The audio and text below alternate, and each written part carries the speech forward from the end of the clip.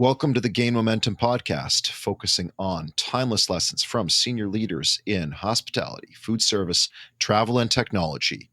In our latest book series episode, I have, as always, Neil Foster, and today we are here to discuss the book Drunk by Edward Slingerland.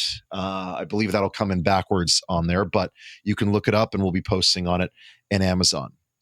So, in discussing this book with regards to hospitality, we first have to summarize what the book is about before we talk about its implications for our industry. So, the book talks about the coevolution of alcohol as a technology and human civilization, the role that alcohol has played in fostering connections and bonds amongst first tribes, then villages and communities, then larger city-states, and so on and so forth. And now here we are. There's a lot of nuances to unpack there and a lot of really cool points of history to unpack. But one of the first things they note is that human beings are evolutionarily adapted to consume alcohol where other species, most other species on the planet, are not. Neil, how else do you want to start off by summarizing this book before we talk about some of the more finer details? I think you summarized the gist of it in the best way possible. Now, the irony is that here we are on a podcast which often needs some structure behind it. Now, the first point, everybody out there, all of our listeners know, never judge a book by its cover. And so the title Drunk might put some people off. Don't be mistaken. This is a deep book that digs into the primal roots of civilization and of alcohol as a social lubricant and a way in which we connect with each other, that we build trust with each other, and all of the other wonderful things that hospitality is about. So we're looking forward over the course of the call to hitting on some of the points that Edward Slingerland, a philosophy professor at UBC, makes, and tying it all together. And just, I guess, for context, I'm not a drinker. I very rarely drink. I have nothing against it. I love the idea of the social lubricant. It doesn't really work well with me, and I find other ways. I go for long runs and other things, other ways in which I find my dopamine hit. Maybe I'll eat Twinkies once in a while to get that sugar rush. The book talks about Twinkies and some other things that have similar effects. I guess just to kick off with, we have these two sort of thoughts behind evolution. From an evolutionary context, there's the point of the evolutionary hangover or the hijack. So looking at alcohol as either something that played a role at one point in our evolution that maybe we might have moved away from, or some way of kind of short-circuiting or creating a way in which to fool our physiology. Would love to hear your thoughts on those 2 points. If you wanted to build on some of the details, I think that would be a great starting point. So, first off, evolutionary hangover is a term to basically describe how we had something that was useful in our genetics that may not necessarily be useful anymore within the context of modern society. And for the context of alcohol itself, is one thing to note about alcohol, the molecule of alcohol, is that it is a very calorically dense. So alcohol, the reason why we have the enzyme that processes alcohol was not necessarily to get us drunk or to inebriate us. It was purely to help us scavenge and get energy and find an evolutionary niche so that way we could survive and prosper. And specifically, if you look at it, this gene, they've traced it back, it exists 10 million years ago is when it was first introduced into our Homo erectus or Homo neanderthalis line of apes, and it stayed with us to this day. And the reason why it was there is you would have all this fruit that was falling to the forest floor. And unlike arboreal apes, like chimpanzees who can traipse up and down trees very easily and pick the fruit right off the branches, we are terrestrial apes. We are ground dwellers, and that's why we are upright. That's why we run. And concurrent to that is our reach doesn't go that high, right? We can't pick the top branches like a chimp. So therefore, we would have to rely more so on fruit that fell to the floor. And that fruit, whenever you leave anything with sugar on the ground, it will start to decay. And that decaying process produces alcohol. And therein, it can become quite toxic to bodies that don't have a specific enzyme in the liver to process alcohol. Where the evolutionary hangover comes in is you extrapolate this to about, let's say, the end of the Ice Age, and you have the beer before bread hypothesis, which is to say that we figured out from this scavenging of forest floors to get partially alkalized or partially decayed fruit into the ability to ferment any sort of original grain like einkorn, barley, rye, etc., into some form of prehistoric beer. So we figured out how to make beer before we figured out how to make bread. And that actually makes sense because bread is a more complex process than making beer from a purely, fermentation and then heating process. It's much harder to make bread. So if beer evolved and was brought into our society as a technology first before bread is also a technology because of the process involved. It follows that we invented beer as a way of storing calories for extended distances and for various periods, because the alcohol is a natural antiseptic and antimicrobial. So we would be drinking beer first for caloric consumption, and then over as a byproduct of that, we were getting slightly inebriated, which then helped bring us together and form those tribal and those community bonds. As it relates to hospitality today, we are the facilitators now of these social bonds. It is what hotels excel at. And alcohol is a part of that experience. Alcohol is a core part of the hotel experience to date.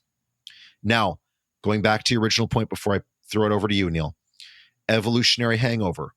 We now have discovered in recent science that consuming alcohol regularly is not only bad for fat loss because of the calories, its original purpose, but the secondary purpose, being hungover or slightly inebriated, is actually not very healthy for you from the standpoint of cardiovascular disease, cognition, all that stuff. And we're starting to see communities emerge of people either that are drinking far less or are sober for religious reasons, wellness and health reasons, because they're on certain medications or because women are pregnant, right? You got to think and put this into a standpoint. The context of thousands of years is we only discovered very recently that women shouldn't drink while they're pregnant. That's a fairly recent discovery by evolutionary standpoints. So how does hospitality come to face with this evolutionary hangover that is the declining need for alcohol in society? Neil. This is really, really interesting. And I love how you framed the hangover. The hijack piece is sort of this shortcut that we're also trying to understand, because evolution should have dealt with that if it was something that was not necessary. That evolution has a wonderful way of getting rid of things that really don't make any sense. And so somehow these alcohol makes sense. And the question that we ask is, what is it about alcohol that makes sense? What I find really interesting is the demonization of alcohol, the enigma of alcohol, the way in which, as you pointed out, there's a declining use of alcohol. There are some narratives that suggest that alcohol is not good for you, so it's better not to consume it. But there's also the French paradox, which the author talks about, which is the French diet that's heavy in butter and saturated fats and all of these wonderful things that one eats in France. And uh, a theory behind the acceptability of the French diet is that a little bit of wine consumed in moderation is able to counter some of the effects of the high saturated fat diet. So I guess the question is, one could go to one extreme or the other, but maybe the truth lies somewhere in the middle, that alcohol consumed in moderation is probably not a bad thing by and large. And the challenge I think that we struggle with is dealing with the stigma of overconsumption of alcohol and the social problems and the cost to governments in dealing with some of the social problems and health problems as a result of the overconsumption of alcohol, balanced with the creativity that alcohol is able to produce. Coming back to hospitality, I think the interesting thing about the collectivist opportunity of the human condition is that in order to build trust, you have to figure out how to start with maybe no trust. And so, um, eons ago, the idea of going to an unknown person's place of residence or their domain without establishing trust in the beginning is probably not a safe idea. You don't want to go into the lion's den without sizing up the lion first. So imagine this third place that you can go to where there is this, where it's implied that everyone can be comfortable and there's sort of a trustworthy nature to where you're at. Perhaps somebody governs the alcohol supply such that it's not abused or it's not consumed unequally. This third place, where folks are coming together and they're able to let their guard down and to build trust over the period of time. Right. So, through the context of hospitality, and this book is saying that the concept of moderation and Mediterranean societies do it best. Um, there is an argument to be made that Mediterranean societies have longevity in spite of alcohol consumption, not because of, but we cannot look at it that way. We have to look at it through the context of moderation, which is to say a little bit of alcohol is good. It brings people together. It brings communities together. And yes, when they're consuming red wine has resveratrol, the much studied longevity compound, and alcohol is a slight vasodilator, so it can help with moderating blood volume, etc. Us as hoteliers, as progenitors of feelings, of memories, of communities, of places where people feel safe, alcohol's played a key role in that. You look at any conference and, people talk about whatever on the trade show floor, but then the real deals are done at the bar at 9 p.m. after everyone's had a few. And remember, had a few, not a lot, right? So it's this happy medium of moderate consumption. And first off, understanding that moderation is important and that having some sort of regulator or toastmaster, which was the traditional way that we consumed alcohol, where during any pagan festival 5,000 years ago, you would have that toastmaster. You'd have somebody to regulate consumption who would do the periodic cheers and all that. No one was drinking by themselves. Everyone was drinking together. We self-regulated as a community. And the other example the book raises here is there are communities where when you order things like beer and wine, everything that you've consumed is left on the table in front of you. So that way, your consumption is in full view relative to others. And if you're outpacing others, it's stigmatized.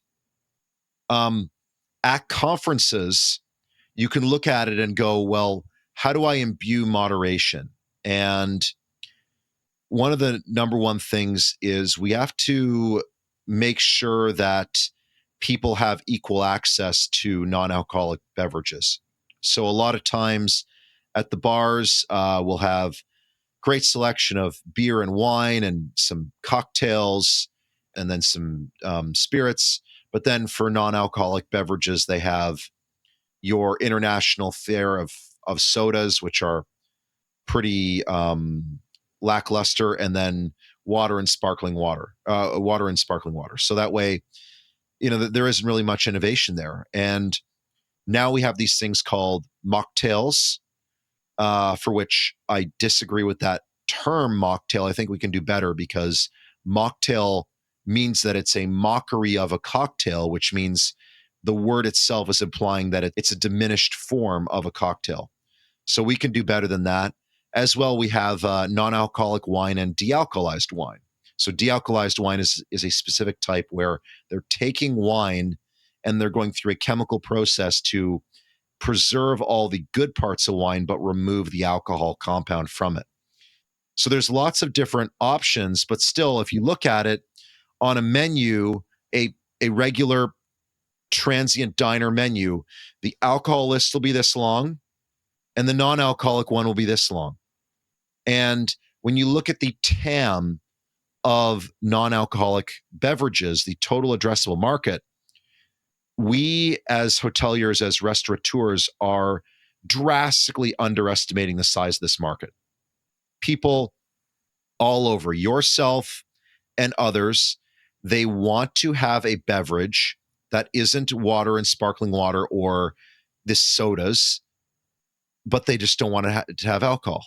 So they want things like the turmeric ginger cocktails that have holistic health benefits.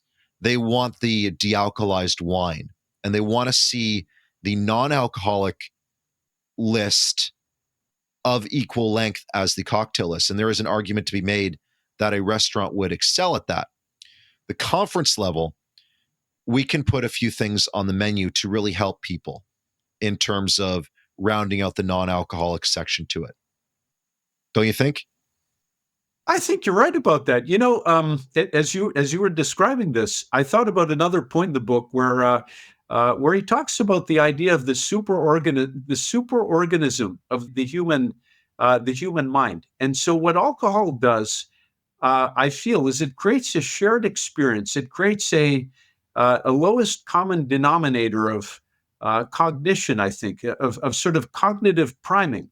That enables people to connect with each other in new and extraordinary ways. So the challenge I think that I have about, I guess when you think about a bar and a drink menu, what actually is it? I mean, you look at a restaurant and the idea of breaking bread together, having a meal together, there is something special about having a meal together. And I think over the millennia, we've also thought about something special about having a drink together. But somehow that's been lost. I think having a glass of mineral water together is not really what sort of the essence of going to a lounge or a lounge-like environment is all about. So I think we've kind of created a strange mutation on the bar experience by creating this. Maybe in the same way that in the cigar lounge, having folks with e-cigarettes, maybe there isn't quite something. There's something a little bit different about this. And I guess if you come back to the idea that it's a shared experience, and if you look at religious rituals even, and the idea of having the glass of wine that's passed around, and everyone's drinking from the same cup, and they're trusting that the integrity of the wine is good by, somebody with status drinks first to say, look, it's okay. And they're passing it around. So how do we, I guess, reconcile our modern need for individualism with the greater good for civilizational advancement of sort of tapping into the collective, letting our guard down a little bit to sort of figure out how we can tap that creative side of our being in a superorganism and really make great stuff. So, are we reserved in sort of our individualist tendencies in a way that might not serve us well in the medium to long term. What are your thoughts? Are we too individualistic and too guarded in some ways in our modern thinking? Well, let's break that down. So sharing a drink together to enhance a meal experience or form bonds, seal a deal. I mean, alcoholic drinks play a part in that, and there is something special about sharing a bottle of wine together, a great bottle of wine together, versus just a a bottle of San Pellegrino. As much as I love San Pellegrino and Perrier, it's not as special as a nice Cote de Rhone or an Amarone or something like that.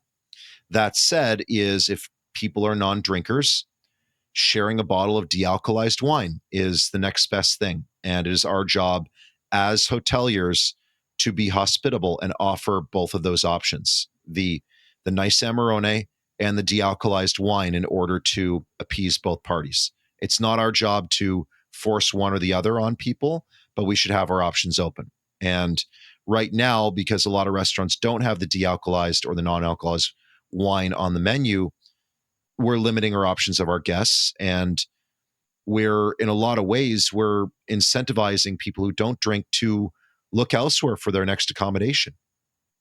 On the creativity side, there are instances, modern instances. You look at Google; they have a whiskey room on their campus, where the whole idea there is the top brass at Google understood from the start that creative ideas aren't going to happen necessarily when you're in the midst of coding or in the middle of a 9 a.m. Monday meeting.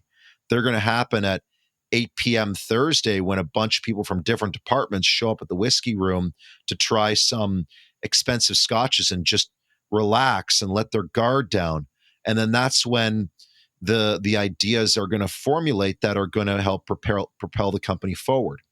And you brought up a great example, which is the whole idea of the Japanese salaryman and the rise of Japan from the 60s to the 80s as a first world economy that essentially was in tatters after World War II, and then had this economic miracle and this rise where the role that alcohol played was not during work hours, where the salarymen would work nonstop, literally nonstop, not even go home some nights, but they would all regroup at the bar later. And because of the way East Asian societies are oriented, a very hierarchical, very tiered, I can't say that word right now, organized into hierarchies. It was often impolite during work hours for the young people with the bright ideas to bring those ideas forward to people up top. But then you throw a little bit of alcohol in the mix, and all of a sudden, the people at the top are more receptive to hear those ideas, and the people at the bottom have more liquid courage to bring those ideas forward. So it's served a purpose in that, in what's called social innovation or collective innovation, which has happened at bars and at coffee houses for untold generations since the dawn of civilization. But in light of people not drinking, we have to find other ways to help people get creative. The arts, going for a run, outdoor team building, hikes, activities, music, things like that. What other ways do you, as a teetotaler, somebody who doesn't drink, what ways do you use to get creative? Well, just backing up a little bit. So it's not that I don't drink. It's just I very rarely drink. And you and I, we were together just a few days ago, and I was doing a little bit of research at our mutual friend Simone Puerto had a recommendation, and I tried a little bit of an Italian beer. It was nice. In lieu of that, and I guess actually, as I was drinking or as I was researching, I was finding that I was finding a new calm. For me, it's not completely comfortable, but I can understand how there's a connecting point when you're drinking together, when you're all sort of, this is a shared experience that goes back thousands of years. And it's something that we've only recently been trying to find an alternative for. For me, and when you mentioned other programs, hotels and the hospitality environment has so many different options when it comes to creating shared experiences. And I want to come back to a point that was made in the book that talked about play. We are one of few animals that embraces play. And play was described as deliberate vulnerability. And when considering what the purpose of play was, whether it was a way of practicing skill practice training, or whether it was about trust and socialization, that there's more, it seems more plausible that play is more about building trust and socialization than it is about actually applying any kinds of skills. So it would follow that perhaps the environment, whether it's in a bar that one has, you're lowering the activity of your prefrontal cortex, that you can play with ideas, you can explore, you can do things differently, view the world differently, or whether it's going on some sort of an adventure, uh, a shared experience. I feel that if both of these types of activities and environments are about play, then maybe the net effect is the same, that you're lowering your guard down, you're feeling this sense of ecstasy, which means that you're sort of out of your own body, you're looking at yourself from a different vantage point or a different perspective. Then try and find those interesting experiences, whatever they might be. So, for me, to answer your question, uh, I love running. I love exploring. I've been lucky to get to one of the remotest islands in the world, which is 7 days by ship from South Africa. The population's 250 people. And I can say that that's a group of people that do embrace alcohol consumption in order to sort of connect with each other and maybe to suppress some of the realities of being super isolated in such a small community where everyone knows everyone else's business. So nicknames and giving each other sort of nicknames and having a third place where people are able to let their guard down and connect through that social lubricant is really important, I guess, regardless as to where you are in the world, no matter how remote or whether you're sort of in a big city. So yeah, to answer your question, I love adventures, and I've been involved with running and hiking and things along those lines, and really enjoy it. You might be the same. I think you're an avid traveler, Adam. I think you love experiencing different things. And tell me a little bit about some of the things that you've been most excited about, or great memories over the last year that have been shared experiences. Well, I just climbed a volcano, and when I got to the top, I cracked open a beer. Is the first thing I did. So In tennis shoes. yeah, Sorry to yeah. interrupt, but that makes it even more interesting. Oh yeah, no, just regular sneakers. No big deal. We're both Canadians. We've seen worse. We've climbed out of 5 feet of snow before. So I mean, I want to bring up one other point from the book that you've mentioned here. When we're talking about alcohol alternatives, whether they are things like going for a run, a hike, other activities, even breath work, right? Various types of breath work can help you get out of that funk.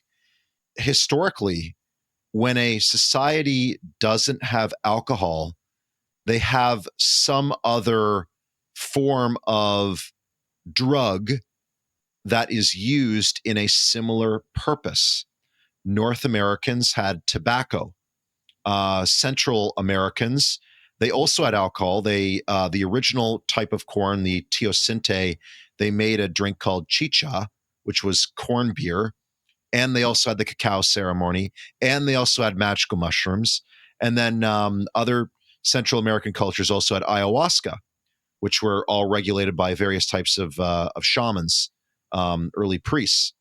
Over in the South Pacific, they had kava, which is the national beverage of Fiji, I believe. And then other societies at various points, and marijuana, cannabis also ties into that a little bit for some societies.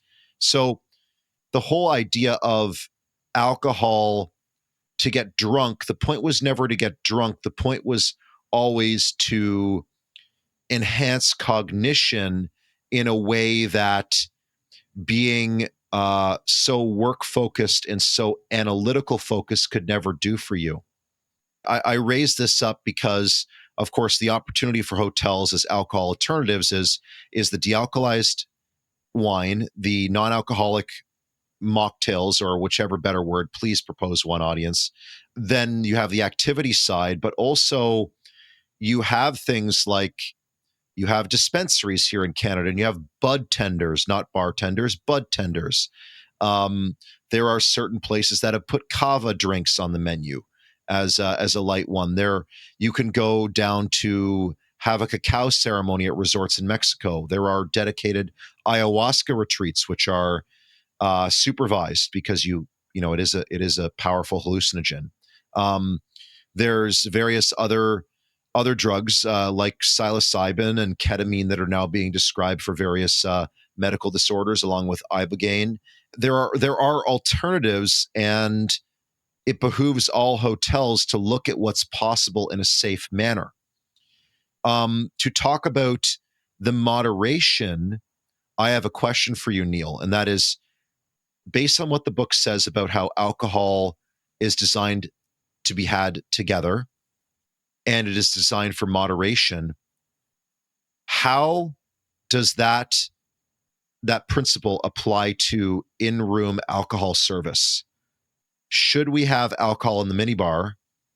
Should we have alcohol as a room service item, knowing that people are likely to be drinking on their own and therefore lose that social regulatory mechanism? Well, I guess without getting into a lot of detail, it depends on how many people are in the room. And that alcohol consumption could change the destiny of folks that are in that room in some way, shape, and form. So I guess, but your point is an interesting one, that if folks are drinking on their own, that this is probably, that might fit sort of in that hijack category where one sort of uses alcohol in a way that might not be the most productive ways. Now, in the book talks about dancing, about music, and I want to touch quickly here on maybe the Taylor Swift phenomenon and the fact that people came en masse and paid thousands of dollars to go to these huge stadiums. Is perhaps they wanted to be part of a really interesting social experiment. The book talks about, if you're dancing, so I'm going to try dancing here, and if you're dancing and we're dancing at the same rhythm, guess what? Subconsciously, we're finding a connection. There's something vulnerable about, getting your rhythm out there, and if you're able to find that rhythm with other people, amazing. When I'm on the dance floor, I like to joke with people that I have two left feet. That's how badly I dance. It lowers the guard a little bit, and if the dance moves coincide with other people on the dance floor, and I'm thinking years ago, maybe I'm sure that my wife didn't marry me because of my dance moves, but there are probably folks that are out there, fellow listeners here, that have found their rhythm, and in the spirit of hospitality, they've been able to, with the social lubricant, with the rhythm, that they've been able to sort of find that pace, that cadence. Coming back to the room service, you're dancing on your own. What's the point? So how do we find ways in which to create more shared experiences?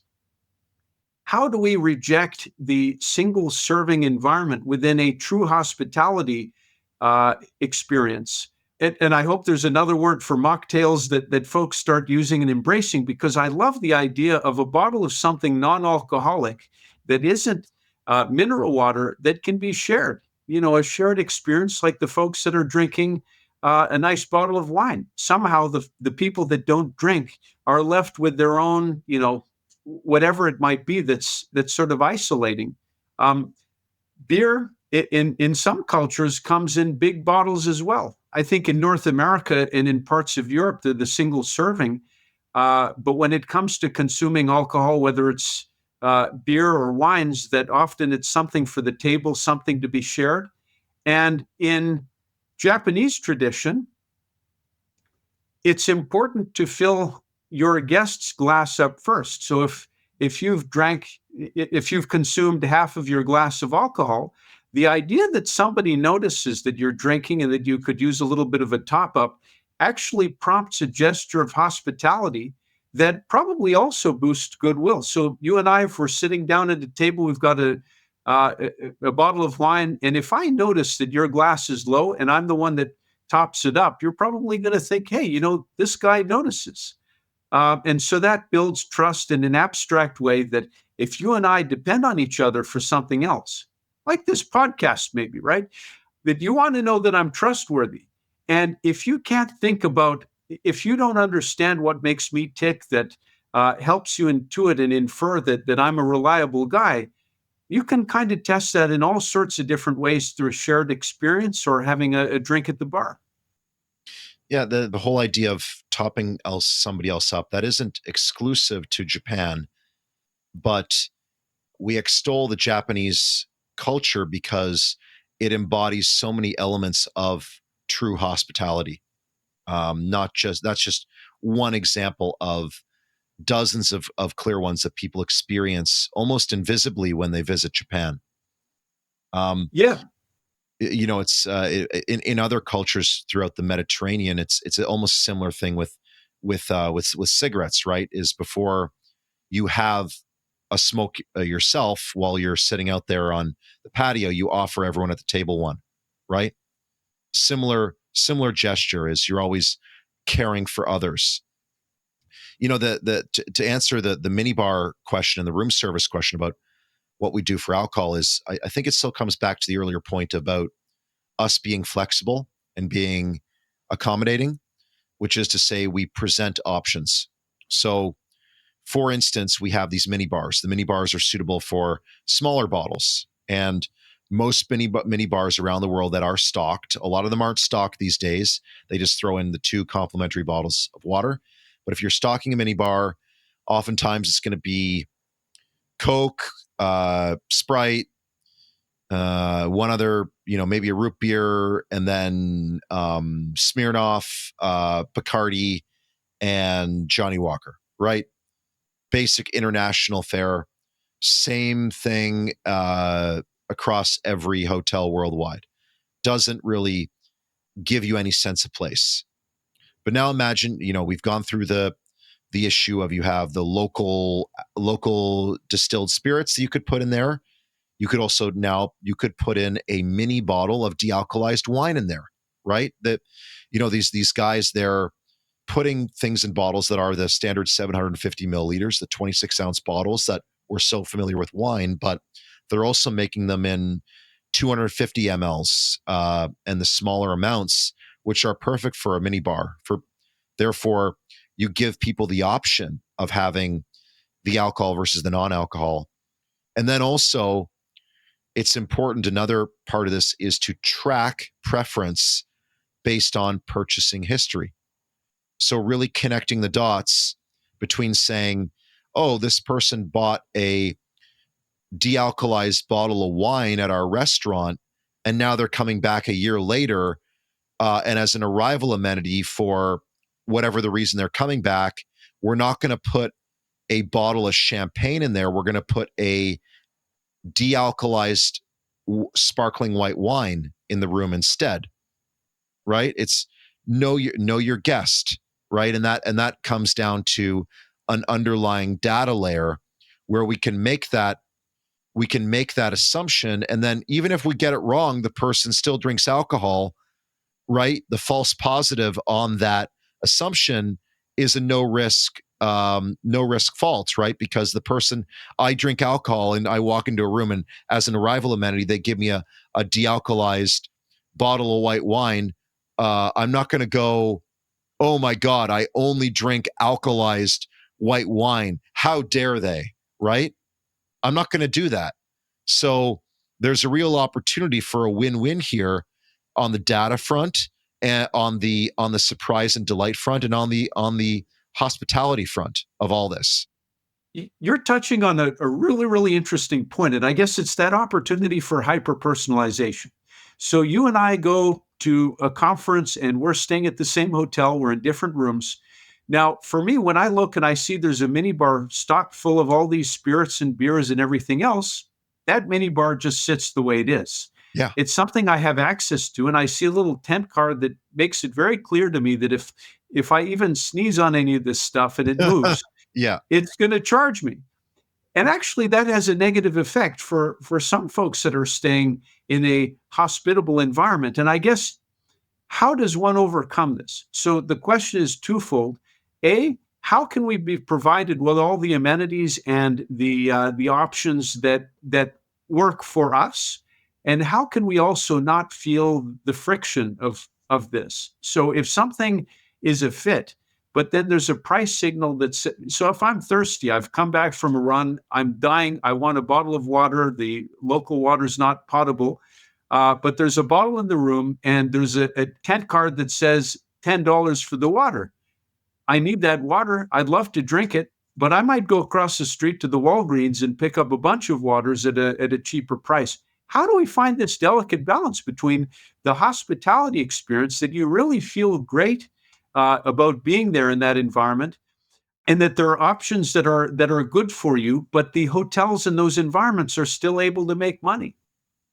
Well, the word I think that applies here is inspiration, which is to say, we can somebody can go across to the Walgreens, and dare I say it, but wherever there is a Walgreens, you're going to have potable water these days, hopefully, right? But what we can do is we can inspire people. So this whole idea of an arrival amenity, and let's say you have a custom import or a local dealkalized spirit that you could introduce as part of that arrival amenity. The guest is likely not going to discover that on their own. They won't know about it. They're not going to have time to research it, and they're not going to find it at the Walgreens across the street. So you've just created an experiential enhancement on many fronts where you've provided for your guests, you've demonstrated hospitality. It's a wellness front because it's non-alcoholic, and a lot of these non-alcoholic spirits, the way they're adding flavor is through various ingredients that are actually holistically good for you. And you're enhancing the senses, the sense of place and a sense of curiosity by bringing in something, a local good or another good that they would not normally have at their disposal or be able to find. So there's a lot of ways just within this context of a basic arrival amenity, and in light of people drinking less and wanting alternatives to alcohol, just within this context, you can create something that is very delightful and an experiential enhancement for brands across the chain scale. I think you're right about that. And the interesting connecting point is the technology. Interesting. So the book was published, I think, in June of 2021, and a little over a year later, ChatGPT is unleashed to the world. Yeah. And so when you're sort of considering this super organism that is the human that's connected through a shared experience, and then a short time later, recognizing that there's a technology that turbocharges that ability to connect and tap into the collective wisdom. It's really interesting to sort of, I guess, consider how we can shape experiences, how we can understand more about what we need, what we want, what's good for us, what's bad for us, and maybe Chat GPT or agentic life is a way of priming oneself in a different way, a different technology that primes uh, gatherings and socialization and everything else. That you're able to, let's say, you go to on your next adventure and you're thinking of climbing an active volcano. You can tap into the collective to know how to prepare for such an experience, how to connect with the people that are going to help you make the most of that experience. We've never really seen anything like this new development. First, we had fire, then we had alcohol, now we have AI in a general form.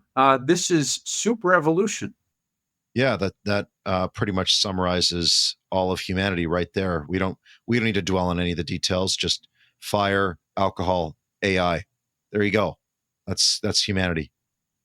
Yeah, Neil, to close things out here, we've talked about the TAM of not the non-alcoholic market, yourself included.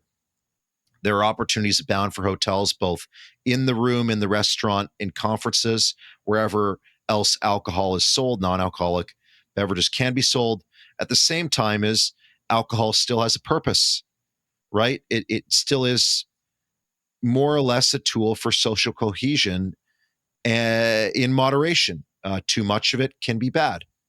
Um, what actionable steps would you give to hoteliers who are reading this? As well, what actionable steps would you give to technology vendors who are listening to this? This is really interesting. And I want to go back to something I remember reading freshly in 2005, the $10,000 martini at the Algonquin Hotel. And if Anthony Malchiori, if you're listening, I believe this was your idea. And the idea of being as playful as this, creating an experience like that, and it had worldwide publicity. The Algonquin Hotel was well known for philosophers coming together and kicking ideas around. And so the place and the idea and that connecting point of the story and the imagination of, here's this $10,000 cocktail. How can this be? I think that hotels can be playful about the way in which they find new ways of creating these experiences. And I would say that maybe AI might be a way of researching and understanding where the needs are. There also might be ways of figuring out hyper personalization. I would love to check into a hotel that knows enough about me that in the room there's something that really that delights me. But I recognize also that there are some challenges with labor, with staffing that make it really very difficult to implement some of these ideas. I do think, however, that if technology companies and hotel companies are able to have real, meaningful discussions and true partnerships, that the technology companies are able to learn from the hotel companies, and there's a vast amount of information that's tappable that can speak to that guest experience in a way that makes it even more interesting for future. You and I just came from an interesting experience. One technology vendor that invited some intermediary folks together just for some high-level discussion to understand the industry, to understand how to make those connections, and really as a tool for reflection. And so I think the more hotels and technology companies are willing to get out of their comfort zone and to do things differently, maybe the premise of the book Drunk is about getting out of one's comfort zone and trying different things and being explorers, being adventurous, finding your inner child again for a little while as you're rebuilding. Those, I think, are the main points that I would have. I don't have any specific answers other than if we can embrace our inner hospitality, that we can be vulnerable with each other, we find common ground. I think those of us that are in this industry because we have hearts, because we love people, we love delivering great experiences. The sky's the limit as long as we're able to get together and talk and to develop interesting ideas. Yeah, I mean, I totally agree. There are lots of opportunities, but starting from the core premise of needing to rediscover your inner thought, your inner sense of play, your inner child, and then getting out of the analytical state. It doesn't have to be alcohol. Alcohol is just a means to an end. It's a technology for that purpose. There are other technologies. There are other ways that we can program to discover our own creativity and to build that sense of community and social cohesion. Can we just really explore one more thing really, really briefly here, which is vulnerability. So one thing that I think is going to be hard is to try and figure out experiences where folks can find a shared true vulnerability, whether it's walking over red hot coals or some sort of an initiation process. I think there's something inherent about shared vulnerability that builds trust. In corporate team building exercises, usually it's you're hanging off the ledge of a cliff and someone's hanging on to you with a thin fraying rope, and you literally put your life in their hands. And there's something about that experience that builds trust. I think it's really a question of how to meaningfully do that. The book talks a little bit about body language, and technology has the potential of taking away some of our humanity. The Duchenne smile, which is the delight that we feel, like when I see you, I truly feel great because I know that you and I I do are going to too. connect with some interesting ideas. Yeah. However, the selfie smile and the problem I have with cameras and this ubiquitous selfie culture is that smile is a different kind of smile than that delight that you see someone from halfway around the world that you're excited to spend some time with. The body language cues that one sees, the inhibitions that alcohol or some kind of an experience that suppresses your prefrontal cortex enables is that it makes it harder to hide your humanity. And so, how can we figure out within the hospitality realm to bring out all that's great about humanity, to be sensitive about all the differences that one has, whether they like drinking or they don't like drinking, and to find vulnerable experiences that are reasonable and that our clients and our guests and the people who we would love to find those hospitable experiences will embrace and love and walk away from our hotels and restaurants thinking, I absolutely love that experience. And I'm not thinking, I'm feeling. Yeah. And, you know, that's what alcohol has always done is it allows us to feel in various ways. As is often said, is that alcohol doesn't change who you are. It only amplifies who you are on the inside. There's a bunch of expressions like that, but that whole idea of vulnerability and that I think that the vulnerability is part of the social cohesion and the disinhibition of alcohol, where it helps us bring our guard down to bring us together, and being vulnerable is part of that. And a lot of people do use alcohol as a crutch to become vulnerable because some part of them won't let them be vulnerable without some external entity to do it, help nudge them in the right direction. And that's getting into the whole psychology. We haven't really talked about the people who are not necessarily physically addicted to alcohol, but socially, psychologically addicted to alcohol. They use it. They use it as an escape in a lot of ways. That's a whole other can of worms to talk about the psychology of it. I think that for here and now, our listeners that are primarily hoteliers and restaurateurs and technologists from a solution and or outcome orientation, we're looking more at the change that's happening and how they can get ahead of that to help the people around them in their communities or their stakeholders, and also help their business in a lot of ways.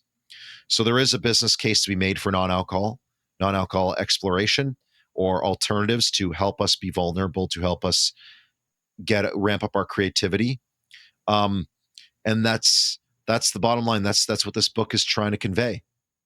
It's a wonderful book, and I hope many of our listeners out there will listen to it, read it. It's got a depth that connects perfectly with the hospitality mind. And I just want to say that out of all the books that we've done so far, this is the first that you've recommended, Adam. I loved it. I'm looking forward to more of your recommendations and to exploring other ideas.